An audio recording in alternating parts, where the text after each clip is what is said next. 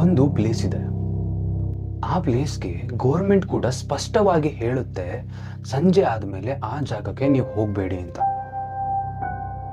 ಹಾಗೆ ಒಬ್ಬ serial killer, ಅವನ ಸ್ಟೈಲ್ ಬೇರೆ ಏನಿಲ್ಲ, ಸಿಂಪಲ್ ಇತ್ತು, ಆದರೆ ತುಂಬಾ ಡಿಸ್ಟರ್ಬಿಂಗ್ ಆಗಿತ್ತು. ಮಲಗಿರೋರ್ ಮೇಲೆ ತಲೆ ಮೇಲೆ ಕಲ್ಲು ಹಾಕ್ಬಿಟ್ಟು ಸಾಯಿಸ್ಬಿಟ್ಟು ಸುಮ್ಮನೆ ಹೋಗ್ಬಿಡ್ತಿದ್ದ. ಅವನು ಏನಕ್ಕೆ ಮಾಡ್ದ, ಹೇಗ್ ಮಾಡ್ದ, ಯಾರಿಗೂ ಗೊತ್ತಾಗ್ತಾನೆ ಇರಲಿಲ್ಲ. ಈವನ್ ಶಾಕಿಂಗ್ ವಿಷಯ ಏನಂದ್ರೆ, ಇದುವರೆಗೂ ಕೂಡ ಅವನು ಯಾರು ಅಂತ ಈಗಲೂ ಯಾರು ಕೂಡ ಫೈಂಡ್ ಔಟ್ ಮಾಡಕ್ಕೆ ಆಗಿಲ್ಲ.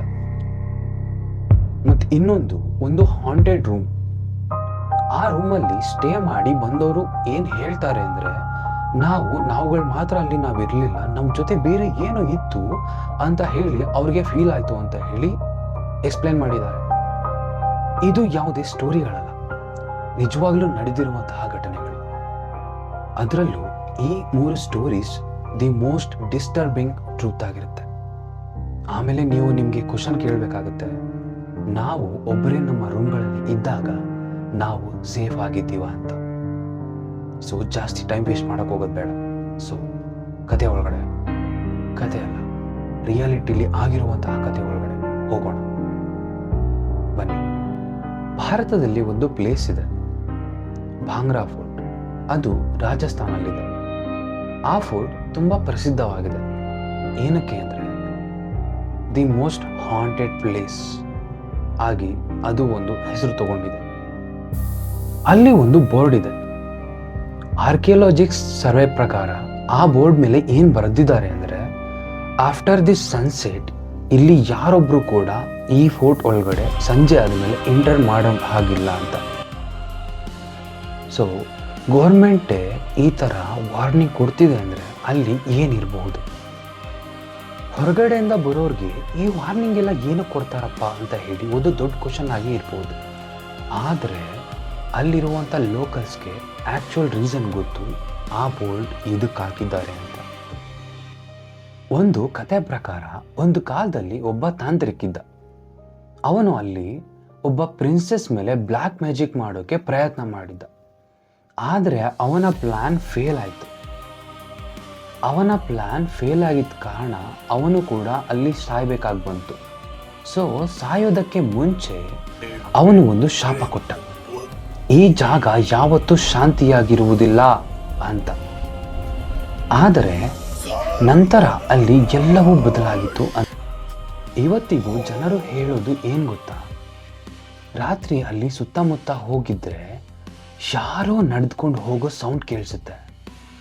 ಕೆಲವ್ರಿಗೆ ಅವರ ವಾಯ್ಸ್ ಹಿಡಿದು ಕರೆಯೋ ಸೌಂಡ್ ಕೂಡ ಕೇಳಿಸುತ್ತೆ ಅಂತ ಅಲ್ಲಿನ ಲೋಕಲ್ಸ್ ಹೇಳ್ತಾರೆ. ಆದರೆ ಫನ್ನಿ ಥಿಂಗ್ ಏನು ಗೊತ್ತಾ, ಅದೇ ಬೆಳಗ್ಗೆ ಹೋದರೆ ಆ ಏರಿಯಾ ಕಂಪ್ಲೀಟ್ಲಿ ನಾರ್ಮಲ್ ಆಗಿರುತ್ತೆ, ಕಂಪ್ಲೀಟ್ಲಿ ಸೈಲೆಂಟ್. ಸೊ ಬೆಳಗ್ಗೆ ಹೊತ್ತು ಯಾಕೆ ಈ ಥರ ಎಕ್ಸ್ಪೀರಿಯನ್ಸ್ ಅಲ್ಲಿ ಆಗಲ್ಲ ಅಂತ ಕ್ವಶನ್ ಮಾಡಿದ್ರೆ ಅದಕ್ಕೆ ಆನ್ಸರ್ ಇಲ್ಲ.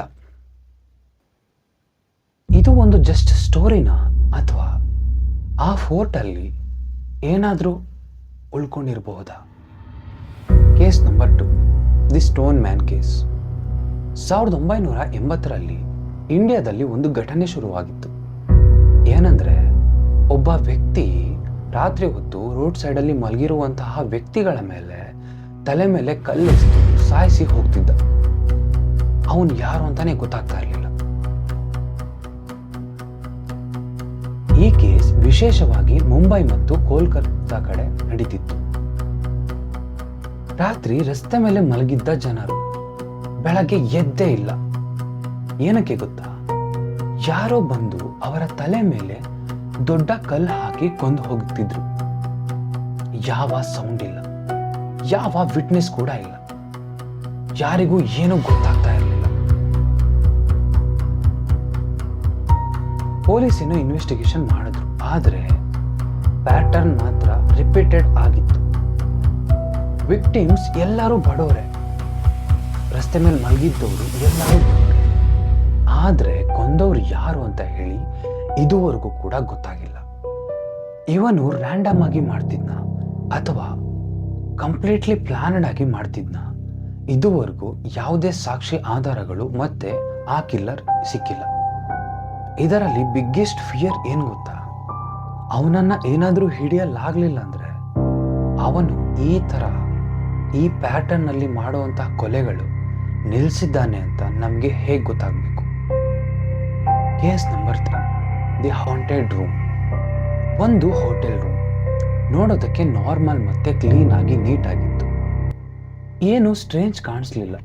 ಆದರೆ ಅಲ್ಲಿ ಸ್ಟೇ ಮಾಡಿದವ್ರು ಹೇಳೋದು ಒಂದೇ, ರಾತ್ರಿ ಆದ್ಮೇಲೆ ಅವರಿಗೆ ನಿದ್ರೆ ಬರೋದಿಲ್ಲ. ಯಾಕಂದ್ರೆ ಅವ್ರಿಗೆ ಒಂದೇ ಫೀಲಿಂಗ್ ಬರ್ತದೆ, ಯಾರೋ ತಮ್ಮನ್ನ ನೋಡ್ತಿದ್ದಾರೆ ಅನ್ನೋದು. ಲೈಟ್ ಕೆಲವೊಮ್ಮೆ ಫ್ಲಿಕ್ಕರ್ ಆಗ್ತಿರುತ್ತೆ, ಕೆಲವೊಮ್ಮೆ ವಿಚಿತ್ರ ಸೌಂಡ್ಸ್ಗಳು ಕೇಳಿಸ್ತಾ ಇರ್ತವೆ. ಆದ್ರೆ ರೂಮ್ನಲ್ಲಿ ಯಾರೂ ಇಲ್ಲ. ಕೆಲವರು ಒಂದೇ ರಾತ್ರಿ ಮಾತ್ರ ಇದ್ದು ನೆಕ್ಸ್ಟ್ ಡೇ ಯಾವುದೇ ಎಕ್ಸ್ಪ್ಲನೇಷನ್ ಕೊಡದೆ ಅಲ್ಲಿಂದ ಹೊರಟೋಗ್ತಿದ್ರು. ನಂತರ ಸ್ಟಾಫ್ ಹೇಳೋದೇನು ಗೊತ್ತಾ, ಆ ರೂಮ್ನಲ್ಲಿ ಹಿಂದೊಮ್ಮೆ ಒಂದು ಇನ್ಸಿಡೆಂಟ್ ನಡೆದಿತ್ತು ಅಂತ. ಅದರ ನಂತರ ಅಲ್ಲಿ ಸ್ಟೇ ಮಾಡಿದವ್ರಿಗೇನು ಪ್ರಾಬ್ಲಮ್ ಆಗ್ತಾ ಇದೆ ಅಂತ ಯಾರಿಗೂ ಕೂಡ ಕ್ಲಿಯರ್ ಆಗಲಿಲ್ಲ. ಆದರೆ ಒಂದು ಕ್ವಶನ್ ಇದೆ, ನಾವು ಒಬ್ಬರೇ ಇದ್ದಾಗ ನಮ್ಮನ್ನ ಯಾರೋ ನೋಡ್ತಿದ್ದಾರೆ ಅನ್ನೋ ಫೀಲಿಂಗ್ ಬಂದರೆ ಅದು ನಮ್ಮ ಇಮ್ಯಾಜಿನೇಷನ್ನ ಅಥವಾ ಬೇರೆ ಏನಾದರೂ ಇರಬಹುದಾ? ಈ 3 ಘಟನೆಗಳು ಬೇರೆ ಬೇರೆ ಜಾಗದಲ್ಲಿ ನಡೆದಿದ್ರು ಕೂಡ, ಆದರೆ ಒಂದು ಥಿಂಗ್ ಕಾಮನ್ ಇದೆ, ಯಾರಿಗೂ ಕ್ಲಿಯರ್ ಆನ್ಸರ್ ಇಲ್ಲ. ಕೆಲವು ಸತ್ಯಗಳು ಹೊರಗಡೆ ಬರೋದೇ ಇಲ್ಲ. ನಾವು ಏನ್ ಮಾಡಬೇಕು? ರಾತ್ರಿ ಅನ್ನೋನ್ ಪ್ಲೇಸಸ್ ಅವಾಯ್ಡ್ ಮಾಡಿ, ನಿಮ್ಮ ಇನ್ಸ್ಟಿಂಕ್ಟ್ನ ನಂಬಿ ಮತ್ತು ಅನ್ಯೂಶುವಲ್ ಆಗಿರುವುದನ್ನು ಇಗ್ನೋರ್ ಮಾಡಬೇಡಿ. ಯಾಕಂದ್ರೆ ಫಿಯರ್ ಕೆಲವೊಮ್ಮೆ ನಮಗೆ ವಾರ್ನಿಂಗ್ ಮಾತ್ರ ಕೊಡಲ್ಲ, ನಮ್ಮ ಲೈಫ್ನ ಸೇಫ್ ಕೂಡ ಮಾಡುತ್ತೆ. ಇಂದು ರಾತ್ರಿ ನೀವೇನಾದರೂ ಒಬ್ಬರೇ ಇದ್ರೆ ನೀವು ನಿಮ್ಮನ್ನ ಕೇಳ್ಕೊಳ್ಳಿ, ನೀವು ನಿಜವಾಗ್ಲೂ ಒಬ್ಬರೇ ಇದ್ದೀರಾ ಅಂತ.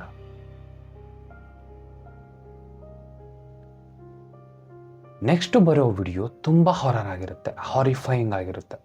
ಸೊ ಈ ಥರ ವಿಡಿಯೋಸ್ ನಿನಗೇನಾದರೂ ಇಷ್ಟ ಆಗಿ ನೀವು ನೋಡಬೇಕು ಅಂತ ಇದ್ದರೆ ಮೊದಲು ನೀನು ನನ್ನ ಚಾನಲ್ನ ಸಬ್ಸ್ಕ್ರೈಬ್ ಮಾಡು, ಇಷ್ಟ ಆದರೆ ಲೈಕ್ ಮಾಡು, ಮತ್ತು ನಿನಗೆ ಯಾವ ಕೇಸ್ ಹಾರರ್ ಅನಿಸ್ತು, ನಿನಗೆ ಡಿಸ್ಟರ್ಬಿಂಗ್ ಆಗಿತ್ತು ಅಂತ ಹೇಳಿ ನನಗೆ ಕಮೆಂಟ್ ಮಾಡಿ. ಇದು ನಿನಗೆ ಫ್ರೆಂಡ್ಸ್ಗೆ ಕೂಡ ಶೇರ್ ಮಾಡು. ನನ್ನ ಇನ್ಸ್ಟಾಗ್ರಾಮ್ ಚಾನಲ್ನಲ್ಲಿ ಕೂಡ ನಾನು ಇದಕ್ಕಿಂತ ಹಾರಿಫೈಯಿಂಗ್ ಆಗಿರೋ ವಿಡಿಯೋಸ್ನ ನಾನು ಹಾಕ್ತಾ ಇರ್ತೀನಿ. ಸೊ ಅಲ್ಲಿ ಕೂಡ ನೀನು ಫಾಲೋ ಮಾಡಿದ್ರೆ ಎಲ್ಲ ಅಪ್ಡೇಟ್ಸ್ ನಿನಗೆ ಬಂದು ತಲುಪುತ್ತೆ. ಸೊ ಮಲಗೋಕ್ಕೂ ಮುಂಚೆ ಯೋಚನೆ ಮಾಡು, ನಿನ್ನ ಜೊತೆ ನೀನು ಒಬ್ಬನೇ ಇದೆಯಾ ಅಂತ.